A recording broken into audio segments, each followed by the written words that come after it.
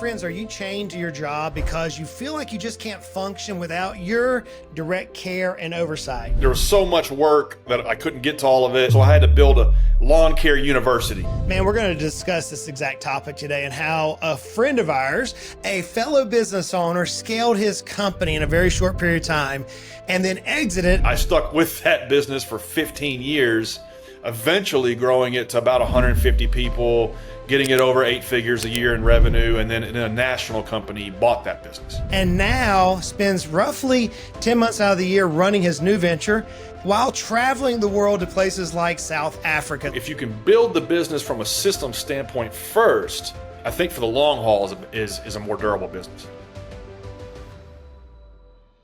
So my guest today is Bryan Clayton. Bryan, how are you doing, brother? Justin, it's great to be here, man. I'm doing great. Now, are you in South Africa right now as we're talking? I just actually left Africa. It was my first time there, and now I'm in South America. So I'm kind of like, where in the world is Carmen Sandiego type of lifestyle, man. I could be anywhere in the world at any given time, and I love it. I'm building and growing my business from anywhere that I have a laptop and an internet connection. I love it. Man, Bryan, I'm right there with you, man. I'm enjoying this this life that's afforded me, and as you're going to talk about today, being able to dive deep into a business, grow it, scale it, and then exit it, and then move into a lifestyle of freedom, as I call it oftentimes, but yet still having influence and impact. You know, many times we business owners, as you know, we are driven. We love success, but we also just like to see if we can accomplish something. And so many times when people hear that, hey, you sold your company, they'll say, you know, well, what now? So I'm looking forward to unpacking this with you today. So take me way back. What was your first business? How'd you get into it? What was the journey like? Yeah, I've spent 23 years in the landscaping business in some shape or form. I started off just mowing grass as a way to make extra cash. I'd like to tell you that I was a naturally born entrepreneur, but the reality is my dad got tired of watching me play Super Mario Kart all day, and he had enough, and he said, hey, get off your butt. I talked to the neighbor. They need somebody to mow their yard. And I said to him, I don't mow yards. And he said, well, you do now. And he dragged me to the neighbor's yard. We cut it, and I got paid $20 for an hour of work. And in 1995, that was a lot of money. And I was hooked. From that moment forward, I was just hooked on the idea of, wow, I can just do this and not have to worry about how much money I need and hassle my parents for cash. And so I passed out some flyers, got a can full of customers, and I was the kid mowing yards in the neighborhood, and I never stopped that. I stuck with that business for 15 years, eventually growing it to about 150 people, getting it over 8 figures a year in revenue, and then a national company bought that business. And now I'm CEO of a company called GreenPal, which is the Uber for lawn care. So I took everything I learned in running a landscaping business and rolled it into my tech company, GreenPal. That's awesome, brother. I think you and I were talking off air. You and I started very similarly. I was about 15 years old. My dad said, hey, if you don't have a job this weekend, don't come home. And it ended up being me cutting Mr. Brown's grass for $40. And it was a big 3-acre grass, had a lawnmower and a weed eater, the push mower and a weed eater, and got the $40. And then dad took rent, took, half of it away. And he said, but look, man, if you work for yourself, you'll never work for the man, and you'll never go without. And so, man, I love the journey. Now, I think this landscape business you said was in Nashville. Is that correct? Yeah, Nashville. That's right. One of the maybe top 5, maybe top 10 landscaping companies in the market, which was Middle Tennessee, and then it was bought by a national company that had these businesses all over the country. Now, what's interesting to me and where my question is going to go, let me just tell you my question. I'll tell you why it's interesting. Because Nashville is a big area. It's a big town.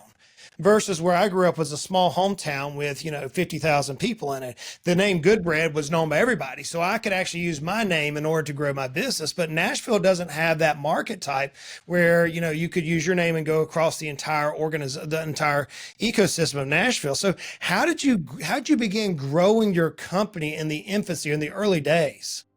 Yeah, I got very lucky to I guess, be coming up and growing up in a place like Middle Tennessee, because it was growing, it was thriving, it was prospering. And just that energy of being in a place where there's new construction, there's cranes, there's new roads going in, new neighborhoods. I don't know. That creates an environment in which I think it's easier to build something from scratch for a lot of reasons. One, you get excited when you see a new restaurant open up in town, or you see a new apartment complex being built. But also, it gives you more swings at the plate, if you will, in terms of new customers that need your services, whatever they are. And so for me, I started off just mowing people's yards, and then quickly grew that into a portfolio of residential clientele. And then as time went on, I kind of transitioned the business to a commercial maintenance company, and so that meant office parks, apartment buildings, HOAs, things like that, and if more of these things are coming online in your little market, it gives you the opportunity to grow your business. You're not kind of fighting over the existing market share. So I got very, very, very lucky to be in a place where it wasn't like it was easy. It wasn't like you could just, show up and people would hand you business, but at least there was new opportunities to go out there and hustle and win business. And I think the debate of should you be in a big city versus a mid-market or a small town, I think it almost doesn't matter as long as the place is growing. And for me, I was lucky in that way. Yeah, I'm glad you answered that way. That's the way that I've often answered that question when people say, well, Goodbread, you were in a small town, man. You could use your name and your influence. I'm like, actually, I don't really think it matters. It's all Right. about that entrepreneur drive. So in the early days, I'm assuming it was you, maybe a helper or two in a truck and a trailer, maybe, or something like one of those old Isuzu style let down gates that we used to see, or the used, U-Haul truck that I often would see as well. But there came a certain point, maybe a year or two or three or four in, whenever he's like, man, I can really scale this thing. When was that, and what was the epiphany for you that, hey, I've got a business here that I don't have to be the guy driving the mower, so to speak, or run the weed eater. I now can start building and scaling a company that is valuable? It's a great question. For me, I didn't really want to be a lawn guy my whole life. That was not what I set out to do. But I paid my way through college mowing grass, and then when I went to school at night and mowed yards all day, my classmates hated me because I would roll into night class with grass clippings all over me and smelling like gasoline, and I remember like where I would sit behind the desk, there would be grass clippings all over the floor. I felt bad about that, but it was kind of what I had to do, and got through college, got a business degree, and I didn't want to keep going with the business. I hated the lawn mowing business. I didn't like anything about it, to be honest. It was just a hard way to make a living. It's very thin margins. It's customers. Not all customers are demanding, but a lot are. And so there was nothing about the business that I liked other than the people that worked for me. They were kind of like my little team.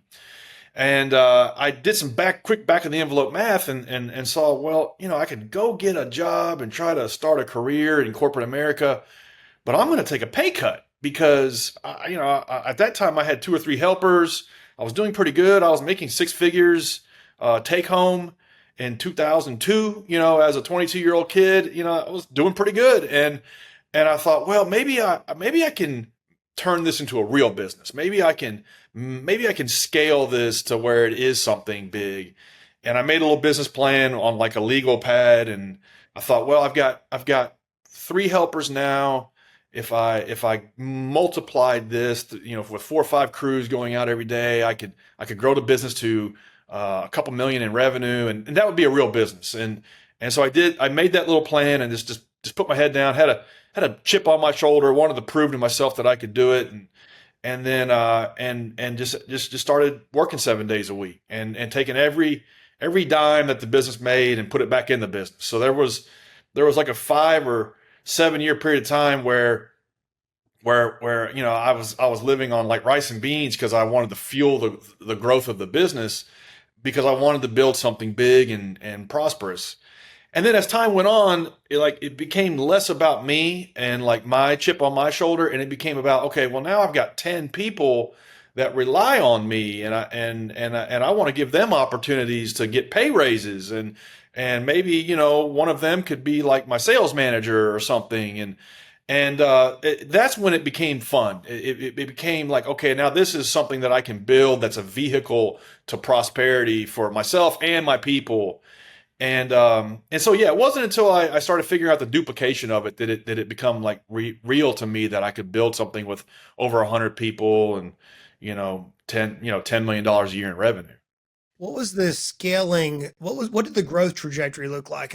I'm guessing you and I didn't talk about this, but just knowing the way business works, in the first 5 or 6 years, you've got a small crew, you begin scaling, and then at some point, I have to believe, just knowing business, that you saw a rapid acceleration in the way that the business needed to grow, and you probably moved from trying to seek revenue to now you were trying to find capable and qualified employees to help you with the revenue that was coming on. Am I correct in my assumption?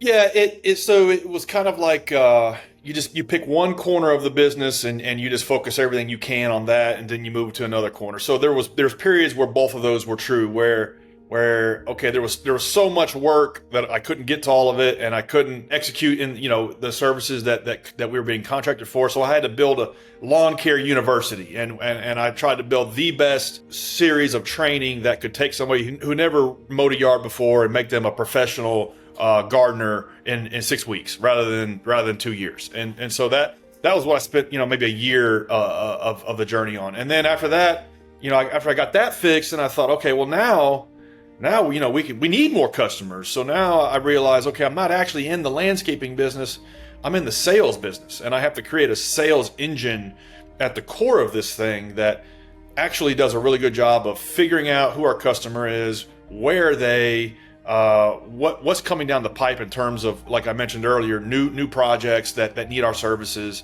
Let's identify these people. Let's reach out to them. Let's tell them how we're different, how we can make their life easier. Let's pitch them on business. Let's figure out if they like us or not. Let's close that business, and then let's keep that business. And then developing an engine that could like execute that end to end took like 5 years. And I ran it, personally, and then I started to build out people around me that would run aspects of it and tuning that. It wasn't until I kind of got that nailed did we go from like $2 or $3 million a year in revenue to 5, 6, 7 to 10, and then got it to a point where the business could be acquired. So it's a lot of times it doesn't matter what business you're in. Like my current business, GreenPal, we have a platform that connects homeowners with lawn care services, and we've spent all of this effort building this platform, but really we hinge on the marketing and distribution of these services. That's the value. And so I think it doesn't matter what business you're in. It's like the hard part is the sales process, the sales engine of it. And that's a lesson I learned probably in year 5 or 6 of my first business. Yeah, I want to come to GreenPal in just a second, but I want to walk through this journey with you.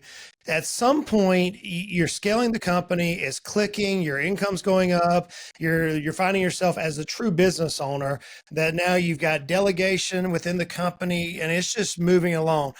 When did you decide, or when did the idea of, hey, you know what, I may want to exit this company, I may want to see if there's a buyer out there who could buy this, when did that come into play? Was it years before you actually made a decision? Was it just overnight someone came up and knocked on your door with a big fat check here and said, hey, Bryan, here, take this? Walk me through that particular that decision that, hey, I might want to exit this thing. Yeah, it was a thought that never entered my mind running the business until like year 13, and it was year 15 that I actually it was acquired. So I never ran that business with intent to sell it. I ran it as a lifestyle business. I ran it from the heart and not the spreadsheet. And ideally, if you want to sell your business one day, you begin with the end in mind. You work backwards from, what does that look like? What does the sales look like? What does the team look like? What does the market share look like? What is the systems, the processes? And work your way backwards. And that's the way to really do it. That's not the way I did it. I became kind of discontent with the business in year 13 in terms from like a personal satisfaction standpoint. And I was no longer growing and evolving alongside the growth of the business. If you're throwing everything you've got into running a company, you as an entrepreneur, as a founder, as a person, you grow and evolve into a whole new person every year or two, because you're learning things like leadership, management, you're learning servitude, you're becoming really a better person if you're putting everything you've got into it. And that was happening to me, and I was passively enjoying that. Well, I think I plateaued on that on that growth period, and I became discontent with the business and discontent with my life because I wasn't being challenged in new ways. And so I thought, okay, well, I'm gonna see if I can manage this business to be acquired. And from the moment I had that notion to the moment it was actually successfully purchased, it was 2 years, and I had to reverse engineer a lot of things into the business that weren't in the business. I had to hire some key people that I didn't have. I had to let go of some people that I didn't need that I was holding on to for too long. I had to redo all of the bookkeeping and redo all of the accounting, and it was a lot of taking the business back down to the studs and rebuilding it, and that was kind of challenging and fun all over again. And almost when I sold it, I almost didn't want to, because now it was running like a well-oiled machine. There was never a period of time where running that first company was it just running smooth and like like I could just step away for a month and come back. If I was gone for longer than about 4 days, the business would evaporate. There would be a crater where the shop was. It was never the type of business that ran on its own. It was very much like organized chaos every single day. And so when I sold that company, it ran a little better, but it still needed chief at the helm. And so when I sold that business, I thought, okay, if I ever start another business, I'm never doing that again. I'm going to build a systems first business, and so that's one of the inspirations for building GreenPal. Yeah, that's pretty amazing. You actually just summarized in your answer there what I try to teach on the podcast consistently, and that is, in order to exit for best in class top dollar, you've got to have a machine that can run without you. Totally. And that's why in the introduction I said, could you imagine, as those of you who are listening to us right now, oftentimes we entrepreneurs are chained to our job. We say it's a business, but it's really a job. We're chained to it, and we really can't function without being directly involved in our oversight. And so whenever Brian, whenever I'm talking in the microphone about freedom and about me traveling for months on end and still having this business operate, you were on the cusp of that right as you exited. As you said, I now had to think about building a business that could operate without me. So if you had to do it in hindsight, now that you know what you did, now that you know what you've learned, and actually you're doing this now with GreenPal, you've now taken the opposite approach and said, hey, let me build this business that can operate without me so I can live this life of freedom and drive in a reverse engineering approach. Am I hearing you correct in my assumption?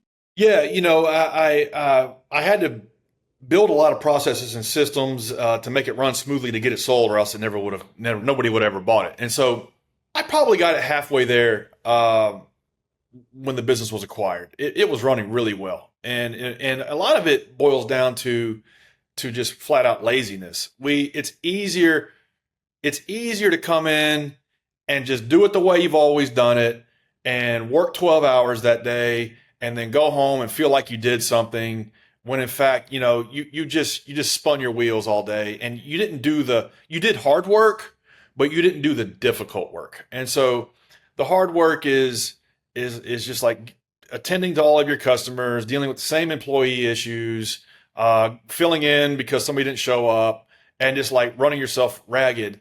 And that's hard, but you didn't do the difficult work of maybe coming in on a Saturday or Sunday and like really pouring over one aspect of the business that needs to be systemized and trying to solve at the root cause why you lost this key contract, or why this employee quit, or why this accident happened, or why this lawsuit is happening. You're just treating the symptoms, and you're not developing processes and routines to solve these things at their root cause. And so, that was one of the symptoms for me was, it was just flat out laziness. I didn't really want to work on the business because it was hard and it was new, and there was no, I didn't really know how to do it. So I would just work in the business, and I would run a business that was organized chaos every day. And it wasn't until I tried to get the business sold that I had to look at it from a different perspective of, okay, yeah, I don't need to like figure out why we're tearing up transmissions and trucks all the time. I need to develop a protocol that causes the employee to park the truck in a certain way where we don't cause this damage. And then I need to develop a training system to make sure he understands that. And you times that by 1,000,000, and you start tackling these things at the root cause, and you develop processes and systems to where they don't happen. And so it wasn't until I tried to sell the business that it was forced me to do those things. And so then when I got that business sold, I built GreenPal, which is a tech company. it was so eye-opening because it's a technology first company and it's only systems. And so now I'm exposed to all of these new ways of approaching how to build a business that I wish I had applied when I was running my blue collar business. And just things around, payroll and bookkeeping and accounting and tracking and managing the processes inside of the business in terms of work orders and all of these things that I was doing by hand, or maybe I was doing with spreadsheet. But now there's all this technology that I could make this stuff work smoothly in an automated fashion because I was building it. I was just like kicking myself in the butt every day for the first 2 or 3 years. Like, damn, I paid a full-time person to handle this one thing that I could have automated away. And so I think it can be helpful for every small business owner to try to think like a tech company, to try to look at what is the automated process, what is the technological solution to solve this particular pain point in my business at the root cause, rather than me coming in and playing whack-a-mole every day and thinking I'm getting something done. With that answer, I'm thinking of your word laziness, and I've not had a guest, or I don't think I've ever said that the reason why we as business owners often succumb to the flaws of business is laziness. I think the way you said that is brilliant, and I agree 100% with you. So in your previous, as you call it, blue collar landscape company, and now you're in GreenPal, a tech company, what has been the hardest thing for you to shift in your mind, moving from the service world to the tech world of GreenPal? Yeah, so when I was in the trenches running a blue collar hand to hand combat service type of business, if there was a problem, you could put your hands on it and fix it. And so customers upset, let's send a crew out there and make them happy. We screwed up this thing on a job, let's go out there and fix it. This customer canceled us, okay, let's try to figure out what we did wrong, and with our people, let's fix what we messed up. Well, with GreenPal, it's a platform that connects buyers and sellers. So the landscaping contractors, which were me 20 years ago, are now using this platform that we've built for them, and the consumers are getting connected with them, and it's kind of like works like Uber, or works like Airbnb. If you show up to an Airbnb and there's a dirty towel in the bathroom, and the sheets haven't been changed, Airbnb doesn't send somebody out to fix that, and they have to contact the host. Maybe the host fixes it, maybe they don't. Well, GreenPal is the same way. These contractors are not in our employ. They are not our employers, our employees, and they don't work for our company. And so we have to figure out ways to deliver positive experiences better than you can, in the analog world, calling around, leaving voicemails, things like that. We have to deliver a better experience, although the people executing the service are not our employees.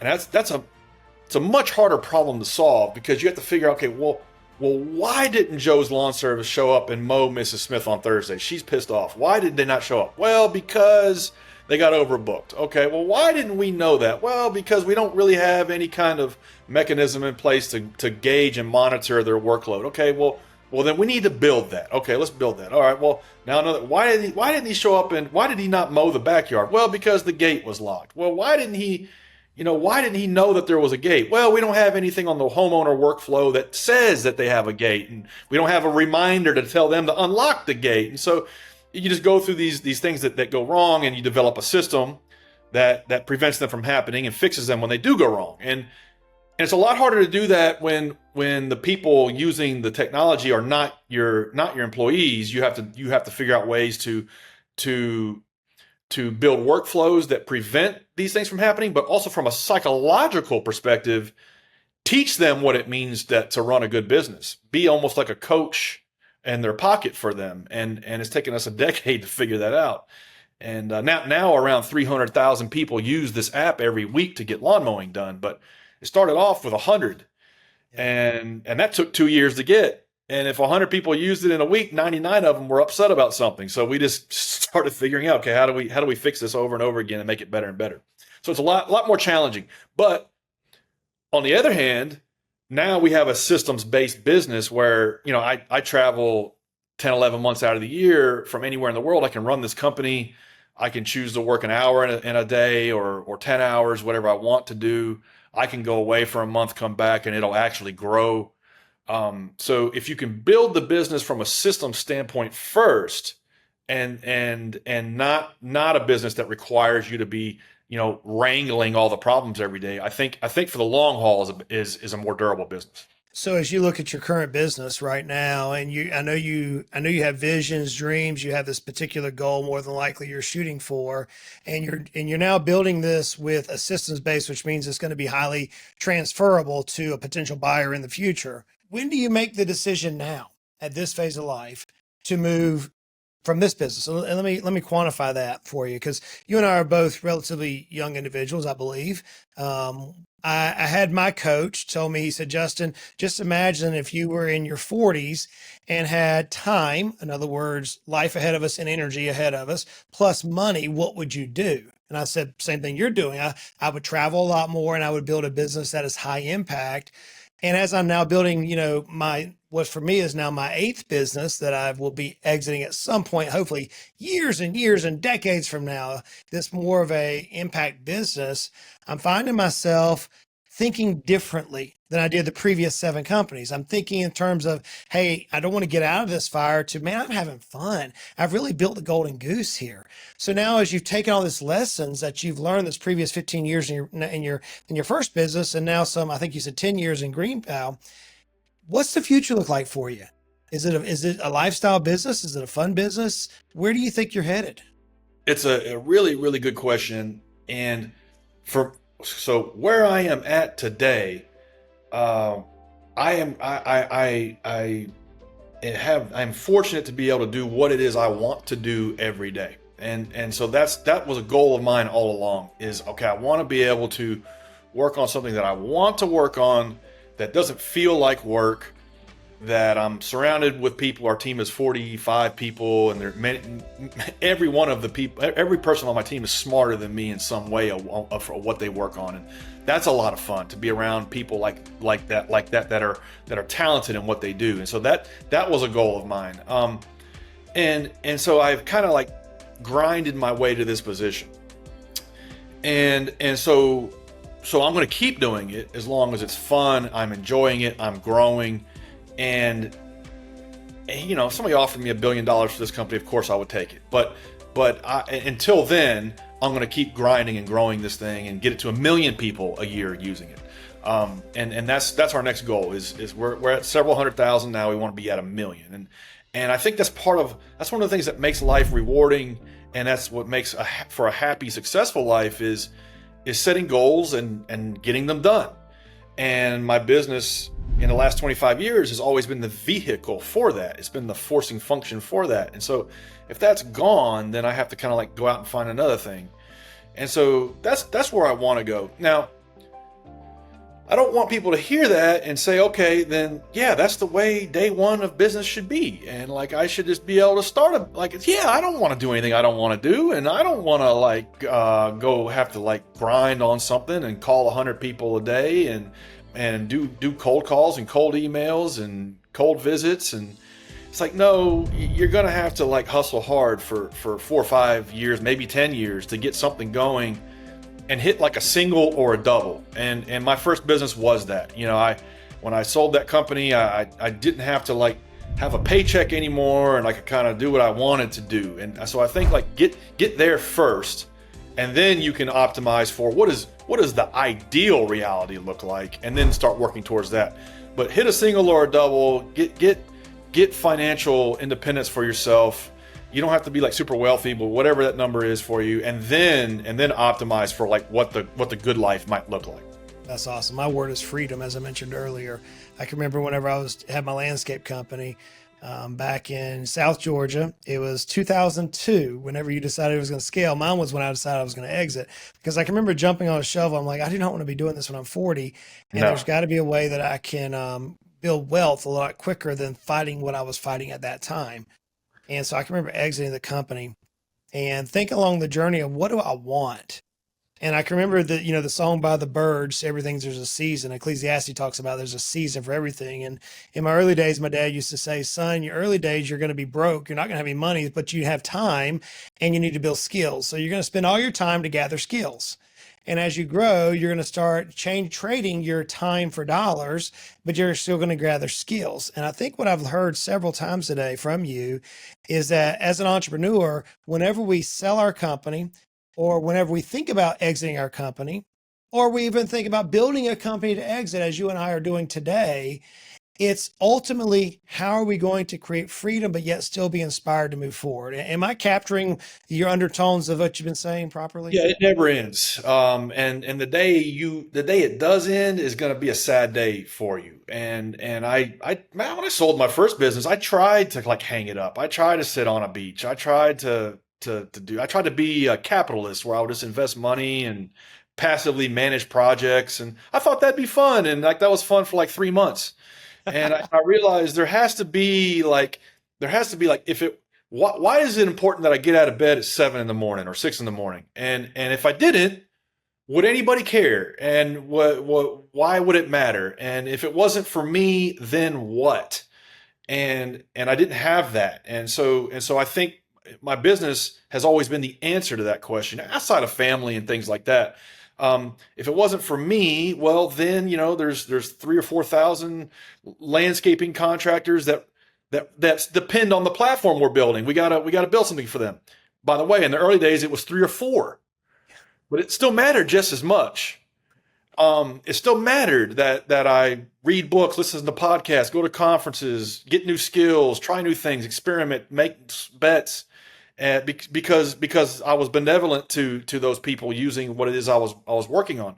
If all that goes away, then life gets dull and meaningless pretty quick. And so if something happened and I did exit this company, I would I would have to go start another project. And I don't know that it would be the exact same one all over again. It wouldn't be, but it would be something different that would challenge me in new ways.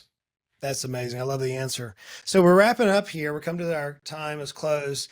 I have one more question for you, but for those who are listening to this and like, dude, Bryan, I need a landscaper or landscapers. We have several who listen to our show. They're like, dude, I want to learn more about your new business. Where would you send them to learn more about your business and perhaps even connect with you? Yeah, anybody want to hit me up? Just hit me up on LinkedIn. You can Google my name, Bryan Clayton. You can throw GreenPal in there, Bryan Clayton GreenPal. You'll find me, and or hit me up on Instagram. I share a lot of my travels there. And then anybody that if you make your living in the lawn care business, you want to use GreenPal as a way to get free customers, or if you need a good lawn mowing service to come out today to mow your yard, quotes are free. You go to greenpal.com, just sign up, and you get free quotes. As we wrap this up, I have one final question for you, and that is this. And I asked this to everybody, and I didn't never put it in the prep notes because I wanted to kind of be a little bit of a shocker for you. But my question is going to be is this is your last day on earth. You're surrounded around your bed by your family and friends, and you could leave them with one piece of advice and only one piece of advice. I want to ask you what that advice would be. And the reason why I ask this, and my audience often hears me say this, is because I view the cemetery as the saddest place, not because somebody's died, but because so much wisdom, so much advice, so much life experience is often not captured. And so you've had the privilege and the honor to serve thousands of customers, work with hundreds of employees across your career, and now driving what I'm going to call a disruptor style business in the landscaping space.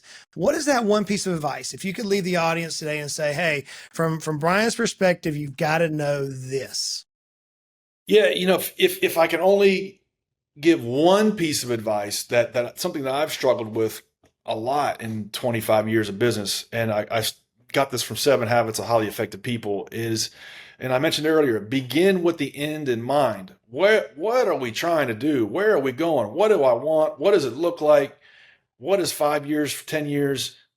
It's very specifically, what does that look like? And then let's work backwards from that and do all the things we have to do on a yearly, monthly, weekly, daily, hourly basis to drive ourselves towards that. Because I have struggled with this so often where I get sidetracked and I'm driving towards something that's not going to get me towards what the end looks like. And so if we can always just keep that mantra in our head, what does the goal look like? And how do I work backwards from that? It's simple, but it's something that I've always struggled with. So I would leave those who wanted to hear my advice with that one thing that I stole from Dr. Stephen Covey. Absolutely. I love that.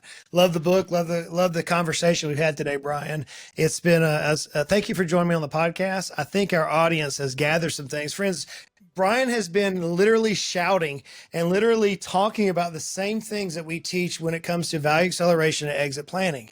You have to know where you're going. Exit planning is just good business planning, knowing what you're going to do when that number comes for you to say, hey, it's time for me to shift gears. It's time for me to take some chips off the table. It's time for me to build this business that can operate without me. So for those of you who are listening consistently to the show, here's yet another successful entrepreneur in a different industry than I've had on the show thus far. In fact, if I go back to my infancy, he literally lived out what I could have achieved had I stayed in the landscape company. So I was excited to hear this episode today, but I wanted you to hear that success, no matter the industry, no matter the age, no matter the geography, all boils down to the same common traits that we know that we need to do. We now just need to execute. So like I say every week, friends, on this episode, life is good. Life is hard sometimes, but man, we're so blessed. Y'all got to go out and make it a great day. Bryan, thanks for joining me on the show today, brother. Justin, I enjoyed it. Thanks for having me on.